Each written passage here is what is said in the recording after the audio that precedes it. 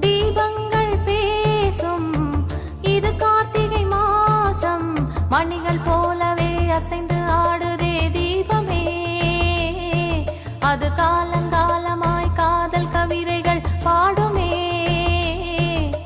முத்து முத்து விளக்கு முத்தத்துல இருக்கு, முத்து பொண்ணு சிரிச்சா வெக்கத்துல, பக்கத்துல நெருப்பா அத்தமாக இருக்கா, முத்தம் ஒண்ணு கொடுத்தா